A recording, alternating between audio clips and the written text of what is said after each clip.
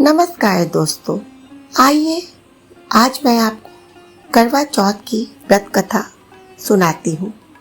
कार्तिक मास की कृष्ण पक्ष की चतुर्थी को करवा चौथ का पावन व्रत किया जाता है। ये व्रत केवल एक उपवास नहीं बल्कि पति पत्नी के पवित्र प्रेम का प्रतीक है। कहते हैं सच्ची श्रद्धा से रखा गया ये व्रत मृत्यु के मुहाने पर खड़े पति को भी नया जीवन दे सकता है। बहुत समय पहले एक नगर में एक साहूकार रहता था। उसकी 7 पुत्रियां और एक पुत्र था।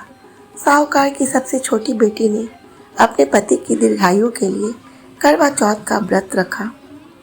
पूरा दिन बीत गया, शाम हुई और छोटी बहन ने अन्न जल का स्पर्श तक नहीं किया। यह देख उसके भाइयों से रहा न गया। उन्होंने कहा, दीदी, हमसे तेरा भूखा रहना देखा नहीं जा रहा, कुछ तो खा ले।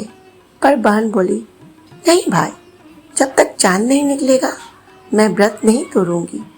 अपनी बहन को भूखा देखने के कारण भाइयों ने एक उपाय निकाला। उन्होंने घर के पीछे एक पेड़ पर दीपक जलाकर छलनी रखी ताकि वह चांद जैसा दिखे। फिर बोले, देखो दीदी, चांद निकल आया है। नादान बहन ने छलनी से उस दीपक को देखा और सोचा, सच में चांद निकल आया। बहन ने विधि विधान से पूजा की और व्रत तोड़ दिया। लेकिन जैसे ही उसने पानी पिया, कुछ ही देर में उसके पति की तबीयत बिगड़ने लगी। पति बेहोश होकर जमीन पर गिर पड़ा। दुखी होकर वह रोने लगी। उसने देवियों से प्रार्थना की, हे माताओं, मैंने अनजाने में गलती की है, कृपा करके मेरे पति को बचा लीजिए। तब एक देवी प्रकट हुई और बोली, बेटी, तुमने व्रत तो पूरा किया था, पर झूठे चांद को देखकर व्रत तोड़ा। अब 1 वर्ष तक इसी प्रकार श्रद्धा से व्रत रखो, तब तुम्हारा पति स्वस्थ होगा।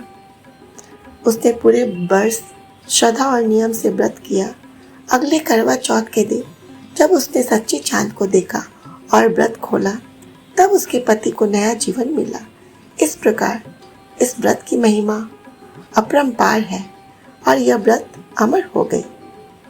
करवा चौथ केवल एक व्रत नहीं, ये एक आस्था है, एक विश्वास है जो पति पत्नी के बीच पवित्र प्रेम को अमर बनाता है। जो श्रद्धा से इसे करता है उसके जीवन में सुख, समृद्धि और लंबी आयु का आशीर्वाद बना रहता है। इस कथा को सुनना और सुनाना करवा चौथ व्रत का एक महत्वपूर्ण भाग माना गया है। कथा सुनने के बाद ही व्रत खोलना शुभ होता है। धन्यवाद।